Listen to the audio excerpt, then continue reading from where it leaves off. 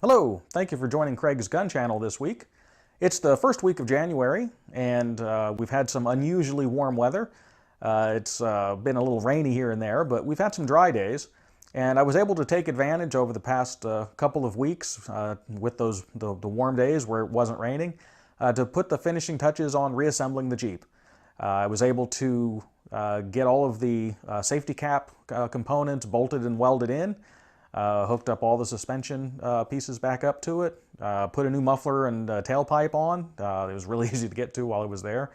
Lowered the body back down onto the frame and connected all of the electrical and hydraulic and cable connections and put it back together and then get it on the road.